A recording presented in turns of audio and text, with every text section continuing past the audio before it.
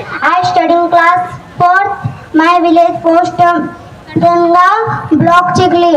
आज विश्व आदिवासी पर इस पूरे पंडाल में बैठे हुए महोदय सांसद साहब एवं विधायक साहब, कांति दादा, भवर दादा, बबीता दीदी एवं सरपंच गण, सामाजिक कार्यकर्ता एवं सभी पंडाल में बैठे को दिल से जय जोहार करती हूँ।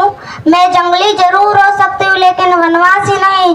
भगवान बिरसा मुंडा ने इस जमीन के लिए अपनी जिंदगी के न्योछावर में कर दी। जमीन नहीं थी तो देश था क्या? भारत देश का नाम नहीं था तब से आदिवासी रहता है। जब राम का जन्म नहीं हुआ था तब से आदिवासी रहता है। आदिवासी को वनवासी बनाने का प्लान बनाया गया। आदिवासी को आदिवासी नहीं बोलना, पहले वनवासी बोलना। आदिवासी को वनों पर से अधिकार खत्म कर दिया। अब स्वर्गवासी हो गए। स्वर्गवासी बनाने में ही अपने भाइयों का हाथ था। मुस्लिम भाई को लगता है कि आदिवासी पर गुजर रहे तो अपन चुप रहे। ओबीसी भाई को लगता है कि आदिवासी पर गुजर रहे तो अपन चुप रहे। दलित भाई को लगता है कि आदिवासी पर गुजर रहे तो अपन चुप रहे। भाई हमको तो लड़ने की आदत है, मरने की आदत है, भूखा रहने की आदत है, लेकिन तेरा क्या होगा कल्याण? तुम तो वेटिंग लिस्ट में हो। हमको सता के मारेंगे लोग, हमको भगा के मारेंगे। तालियां बजाओ बच्ची के लिए, बहुत बड़ी बात बोली है। तय करना है पहले कौन मरेगा, पहले मुसलमान मरे या दलित ओबीसी मरे। आदिवासी का प्रश्न है। जिस दिन आदिवासी वनवासी हो जाएगा उस दिन यहाँ का ओबीसी, मुस्लिम, दलित, अल्पसंख्यक स्वर्गवासी हो जाएगा। इनका अपना कोई प्रमाण नहीं है। जिस दिन मुसलमान को बोलना पड़ेगा मैं इस देश का मालिक हूँ, उस दिन उसको बताना पड़ेगा मैं इस देश का वंशज हूँ। जिस दिन क्रिश्चियन को बोलना पड़ेगा मैं इस देश का मालिक हूँ, उस दिन उसको बताना पड़ेगा मैं इस देश का वंशज हूँ।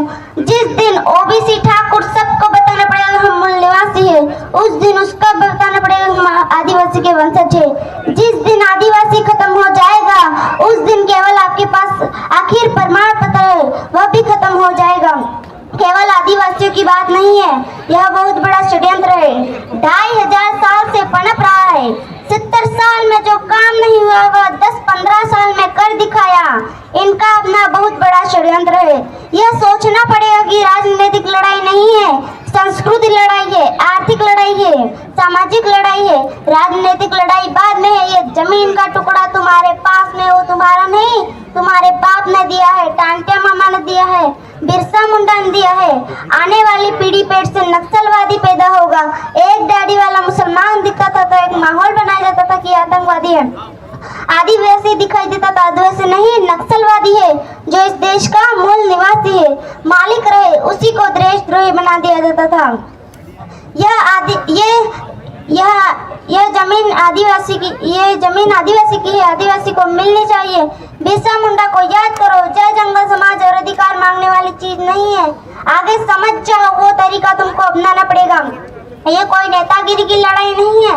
हमारे इस समाज का मंत्री रहे, विधायक रहे, कितना कमजोर नहीं हो। एक बिरसा मुंडा था तो वार लगा दी थी, एक बाबा साहब थे तो वार लगा दी थी। इस परिस्थिति को समझो। मैं अपनी वाणी को यहाँ पर विराम करती हूँ। जोहार। बहुत बहुत धन्यवाद। तालियां बजाकर उत्साहवर्धन करें। अब मैं आगे वीरबल